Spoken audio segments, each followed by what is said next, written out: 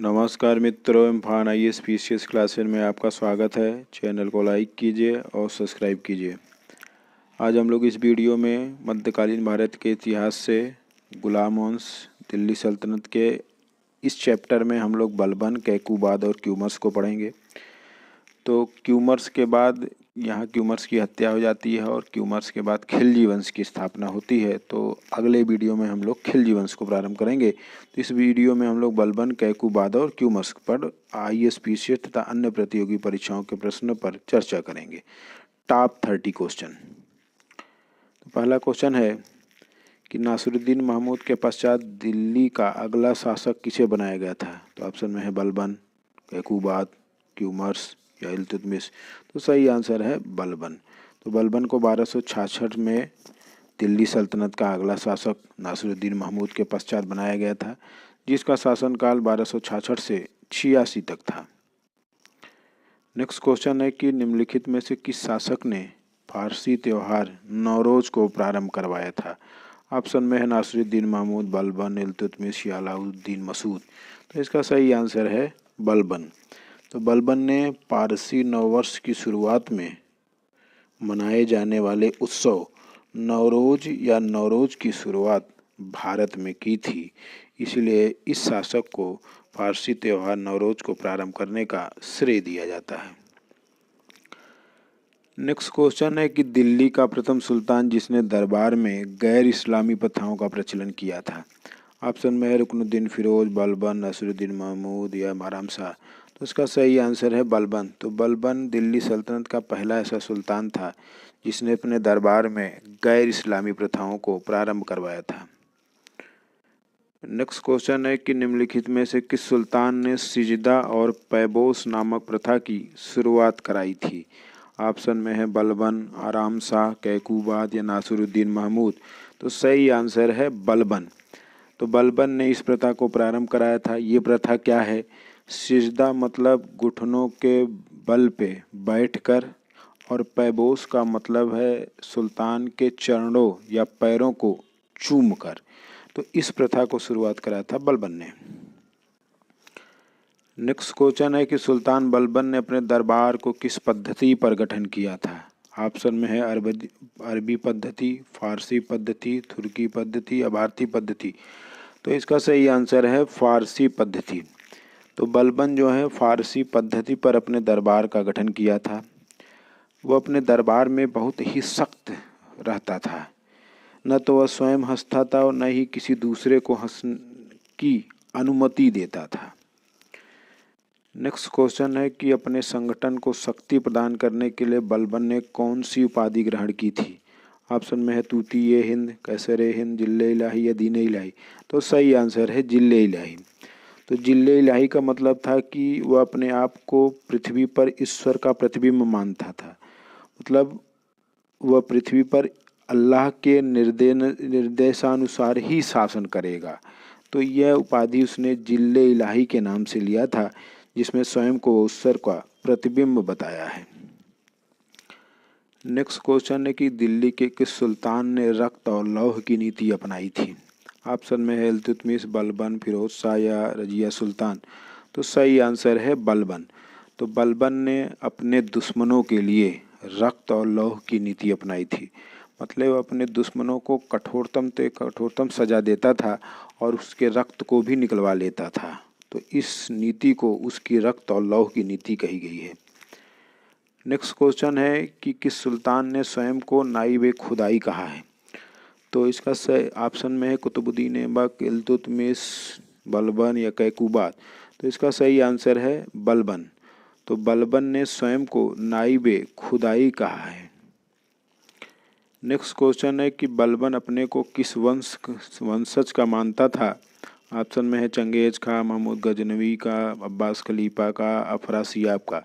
तो इसका सही आंसर है डी वाला, अर्थात बलबन अपने को अफरासियाब का वंशज मानता था। देखिए UP PCS मेंस में IAS में क्वेश्चन पूछा गया है। नेक्स्ट क्वेश्चन है कि दिल्ली सल्तनत के शासकों में किसका राजत्व का सिद्धांत प्रतिष्ठा, शक्ति और न्याय के सिद्धांत पर आधारित था। ऑप्शन में है रजिया, इल्तुतमिश, बलबन या नासिरुद्दीन महमूद। तो सही आंसर है बलबन। तो बलबन के राजत्व सिद्धांत की दो विशेषताएं थी। पहला था कि उसका स्थान केवल पैगंबर के पश्चात है। उसमें उसने कहा कि सुल्तान का पद ईश्वर के द्वारा प्रदान किया होता है, और दूसरा सुल्तान का निरंकुश होना अति आवश्यक है। ये उसके राजत्व के सिद्धांत की दो विशेषताएं थी। तो उसी सिद्धांत पर यह प्रतिष्ठा, शक्ति और न्याय के सिद्धांत पर कार्य करता था। नेक्स्ट क्वेश्चन है कि निम्नलिखित में से कौन सा कथन बलबन के बारे में सही नहीं है। पहला, उसने नियाबत एक खुदाई के सिद्धांत का प्रतिपादन किया, ये सही है। दूसरा, उसने इक्तादारी व्यवस्था को प्रारंभ किया था, ये गलत है। तीसरा, उसने तुर्कान चहलगानी को समाप्त किया, ये सही है क्योंकि इल्तुतमिश ने प्रारंभ किया था और बलबन ने उसको समाप्त कर दिया। चौथा, उसने बंगाल के विद्रोह का दमन किया था, तो ये भी सही है। तो दूसरा नहीं सही है क्योंकि इक्तादारी व्यवस्था को हमने आपको बताया था कि इल्तुतमिश ने प्रारंभ किया था, बलबन ने नहीं प्रारंभ किया था। तो ऑप्शन में है केवल 1, 2, केवल 2, केवल 3, 1, 2, 3 उपरोक्त तीनों। तो इसका सही आंसर दूसरा वाला है। नेक्स्ट क्वेश्चन है कि निम्नलिखित में से किस सुल्तान ने गढ़मुक्तेश्वर की मस्जिद की दीवारों पर अपने शिलालेख में स्वयं को खलीफा का सहायक कहा है। ऑप्शन में है इल्तुतमिश, बलबन, नसरुद्दीन महमूद या जलालुद्दीन खिलजी। तो इसका सही आंसर है बलबन। तो बलबन के बारे में कहा जाता है कि उसने शिलालेख में गढ़मुक्तेश्वर की मस्जिद की दीवारों पर अपने को स्वयं को खलीफा का सहायक कहा है। नेक्स्ट क्वेश्चन है कि दिल्ली के सुल्तान बलबन का पूरा नाम क्या था। देखिए छत्तीसगढ़ PCS SSC। ऑप्शन में जलालुद्दीन बलबन, गयासुद्दीन बलबन, कुतुबुद्दीन बलबन या नासरुद्दीन बलबन। तो इसका सही आंसर है गयासुद्दीन बलबन। तो इसका पूरा नाम गयासुद्दीन बलबन था। बलबन का बचपन का नाम बहाउद्दीन था। नेक्स्ट क्वेश्चन है कि निम्नलिखित दिए गए दो वक्तव्य में कौन सा कथन सत्य है। कथन है या असर्शन ये है कि बलबन ने अपने शासन को शक्तिशाली बनाया और सत्ता अपने हाथ में केंद्रित कर ली। दूसरा कारण था कि वह उत्तर पश्चिमी सीमा को मंगोलों के आक्रमण से सुरक्षित करना चाहता था। तो देखिए ए और आर तो दोनों सही है, लेकिन आर ए की सही व्याख्या नहीं है, क्योंकि बलबन ने अपने शासन को शक्तिशाली बनाया अपने राजत्व के सिद्धांत के आधार पर, न कि उत्तर पश्चिमी सीमा को मंगोलों के आक्रमण से। तो स्टेटमेंट जो दोनों है वो तो दोनों सही है, लेकिन आर जो है एक ही सही व्याख्या नहीं है। नेक्स्ट क्वेश्चन है कि निम्नलिखित में से दिए गए दो वक्तव्य में कौन सा कथन सही है। ऑप्शन में कि कथन जो है असर्शन जो है कि बलबन ने विस्तार की नीति नहीं अपनाई, ये सही है। कारण था कि बर्नी ने इसका कारण मंगोलों के निरंतर आक्रमण को बताया है, तो कारण भी सही है। तो इसमें जो पहला ऑप्शन में है कि ए आर दोनों सही है और आर ए की सही व्याख्या है। ए आर दोनों सही है, आर ए की सही व्याख्या नहीं है। ए सही है, आर गलत है, ए गलत है, आर सही है। तो इसका पहला वाला आंसर सही है, क्योंकि बलबन के बारे में कहा जाता है कि बलबन के समय मंगोल आक्रमण का भय हमेशा बना रहता था। यही कारण था कि बलबन अपने राज्य विस्तार कर पाने में असफल रहा था। नेक्स्ट क्वेश्चन है कि नीचे दिए गए दो वक्तव्य में कौन सा कथन सही है। कथन ये है कि बलबन के राजत्व सिद्धांत को परिभाषित किया था। कारण ये था कि वह ताज की प्रतिष्ठा में वृद्धि करना चाहता था। तो ए और आर दोनों सही है और आर ए की सही व्याख्या भी है, क्योंकि बलबन के राजत्व सिद्धांत का यही विशेषता ही थी कि वह अपने ताज की प्रतिष्ठा में वृद्धि करना चाहता था। तो ए आर दोनों सही है और आर जो है एक ही सही व्याख्या है। तो नेक्स्ट क्वेश्चन है कि दिल्ली के किस शासक ने सीमा विस्तार की नीति नहीं अपनाई थी। तो देखिए पीछे भी वो क्वेश्चन पूछा भी गया था, फिर से पूछा गया है। ऑप्शन में है बलबन, इल्तुतमिश, रुकनुद्दीन फिरोज शाह, अलाउद्दीन खिलजी। तो सही आंसर है बलबन, क्योंकि बलबन के समय हमेशा मंगोल आक्रमण का जो भय जो वो बना रहता था। नेक्स्ट क्वेश्चन है कि बलबन की सार्वभौमिकता तथा राज की नीति जानने का मूल स्रोत क्या है। ऑप्शन में है बर्नी, इसामी, इब्न बतूता या मिनहाजुस सिराज। तो सही आंसर है बर्नी। तो जियाउद्दीन बर्नी ने बलबन के बारे में किताब लिखा है। उस किताब में उसने बलबन की सार्वभौमिकता तथा राज की नीति के बारे में भी लिखा है। नेक्स्ट क्वेश्चन है कि बलबन के द्वारा विजय के स्थान पर सुदृढ़ीकरण नीति अपनाने के लिए निम्नलिखित में से कौन सा एक कारण नहीं था। ऑप्शन में है विदेशी आक्रमण का भय। ये स्टेटमेंट सही है क्योंकि हमेशा मंगोल आक्रमण होते रहते थे। आंतरिक विद्रोह, ये भी सही है, बलबन के काल में काफ़ी आंतरिक विद्रोह हुए। तीसरा, भारतीय शासकों की तुर्की शासन को उखाड़ फेंकने की इच्छा थी, ये भी सही है। लेकिन चौथा जो है वो नहीं सही है, उसका कमज़ोर स्वभाव। वो कभी भी कमज़ोर स्वभाव का नहीं था, उसका राजत्व का सिद्धांत ही बहुत ही हार्ड था। तो ऑप्शन में देखिए दिया गया है केवल 1, 2, केवल 2, केवल 4, 1, 2, 3, 4 उपरोक्त सभी। तो इसका सही आंसर सी वाला है। तो मतलब केवल चौथा गलत है, बाकी सब सही है। नेक्स्ट क्वेश्चन है कि निम्नलिखित सुल्तानों में किसने एक वर्ष मेवातियों और दिल्ली के निकटवर्ती जंगलों को कटवाने में ही व्यतीत कर दिया था? ऑप्शन में है बलबन, अलाउद्दीन खिलजी, इल्तुतमिश या नासिरुद्दीन महमूद। तो इसका सही आंसर है बलबन। तो बलबन के बारे में कहा जाता है कि इसने जो उत्तर पश्चिमी सीमाओं पे दिल्ली के आसपास मेवातियों को पराजित करने और एक वर्ष दिल्ली के निकटवर्ती जंगलों को कटवाने में ही व्यतीत कर दिया था। नेक्स्ट क्वेश्चन है कि निम्नलिखित में से कौन सा कथन सत्य है? तो पहला है कि दीवाने अर्ज या दीवाने आरिज नामक एक सैन्य विभाग की स्थापना बलबन ने की थी, ये सही है। दूसरा, उस विभाग के प्रमुख को आरिज मुमालिक कहा जाता था, ये भी सही है।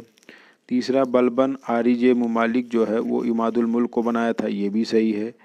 चौथा जो है दिल्ली सल्तनत के सुल्तानों में किलों को निर्मित करने वाला पहला सुल्तान इल्तुतमिश था, तो ये गलत है। तो ये पहला सुल्तान बलबन था। तो इसमें जो सत्य पूछा है तो 1, 2, 3 सही है, लेकिन चौथा गलत है। तो इसका सही आंसर जो है बी वाला है, 1, 2, 3। नेक्स्ट क्वेश्चन है कि अमीर खुसरो के बारे में निम्नलिखित में से कौन सा कथन सत्य है? पहला है कि अमीर खुसरो का जन्म उत्तर प्रदेश के एटा जिले में हुआ था। दूसरा, अमीर खुसरो को हिंद ए तोता या तूती ए हिंद भी कहा जाता था। तीसरा, भारत में कव्वाली और सितार इन्हीं की देन माना जाता है, ये भी सही है। और उनका पूरा नाम अबुल हसन यमुनुद्दीन अमीर खुसरो था। तो इसके सही आंसर 1, 2, 3, 4। तो ये वाला डी वाला आंसर सही है। नेक्स्ट क्वेश्चन है कि बलबन का दरबार या दरबारी इतिहासकार कौन था? ऑप्शन में अमीर खुसरो, गयासुद्दीन, बैजूबावरा, नासिरुद्दीन महमूद। तो अमीर खुसरो जो था वो बलबन का दरबारी इतिहासकार था। अमीर खुसरो के बारे में कहा जाता है कि उसने 7 से अधिक शासकों के शासनकाल में इतिहासकार की भूमिका अदा की थी। नेक्स्ट क्वेश्चन है कि बलबन के बारे में निम्नलिखित में से कौन सा कथन सत्य नहीं है? पहला है कि 1286 में बलबन का बड़ा बेटा शहजादा मोहम्मद मंगोलों के द्वारा मारा गया, ये सही है। दूसरा, बड़े बेटे के वियोग में 1287 में, ये 97 है तो ये 87 है, थोड़ा मिसप्रिंटिंग है, में बलबन की मृत्यु हो गई।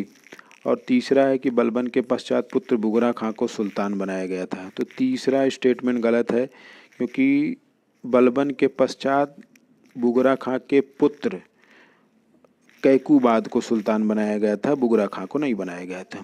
तो इसमें सत्य नहीं है पूछा गया, तो केवल तीसरा वाला सत्य नहीं है, बाकी 1, 2 ठीक है।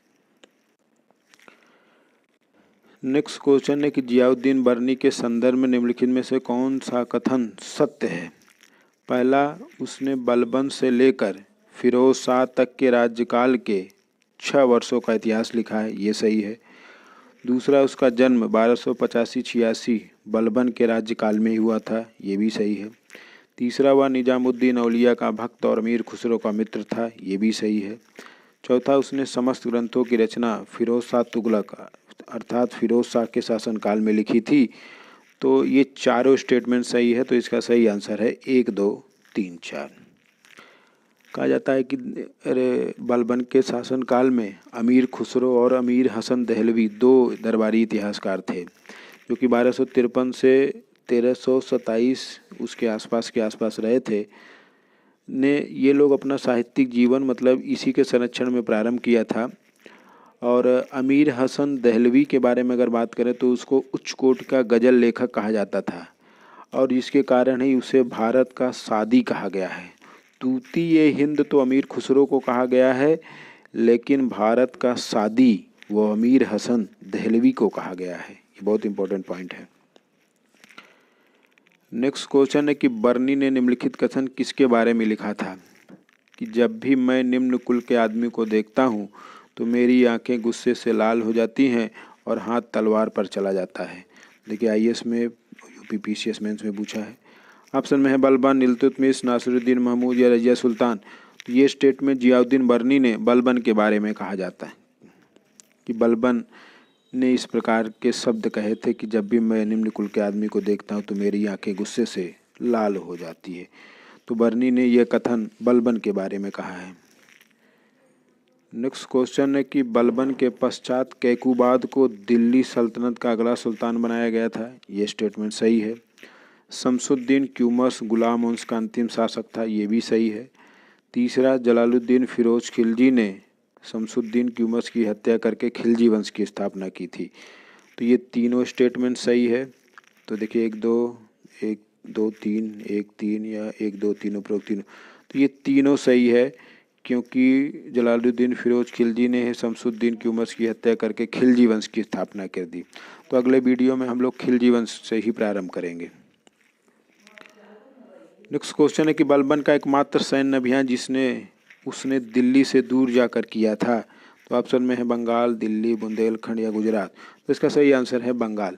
तो बंगाल आक्रमण एक ऐसा सैन्य अभियान बलबन का था जिसे वह दिल्ली से दूर जाकर किया था। नेक्स्ट क्वेश्चन है कि गुलाम वंश में कुल कितने शासकों ने शासन किया था। ये छत्तीसगढ़ पीछे, मध्य प्रदेश पीछे। ऑप्शन में 13, 17, 10 और 11। तो इसका सही आंसर है 11। तो गुलाम वंश में कुल मिलाकर 11 शासकों ने शासन किया। उसके पश्चात खिलजी वंश की स्थापना हो गई। और आज का लास्ट क्वेश्चन है कि बलबन निम्नलिखित में से किसका दास था। तो ऑप्शन में है रजिया सुल्तान, इल्तुतमिश, नासिरुद्दीन महमूद या बहराम शाह। तो जो बलबन था वो इल्तुतमिश का दास था, मतलब इल्तुतमिश ने बलबन को दास के रूप में खरीदा था। तो इसका सही आंसर है इल्तुतमिश। तो आज हम लोगों ने बलबन, मेन बलबन ही था क्योंकि बलबन से बहुत क्वेश्चन पूछे जाते हैं एग्जाम में। कैकुबाद और क्यूमर्स के साथ गुलाम वंश को यहाँ पे ख़त्म करते हैं। नेक्स्ट वीडियो में हम लोग खिलजी वंश की स्थापना हो गई है, तो अब खिलजी वंश को प्रारंभ करेंगे। तो इम्फान आईएएस पीसीएस क्लासेस को लाइक कीजिए, सब्सक्राइब कीजिए और बेल आइकन को दबा दीजिए ताकि नोटिफिकेशन मिलता रहे और आपकी तैयारी भरपूर होती रहे। धन्यवाद।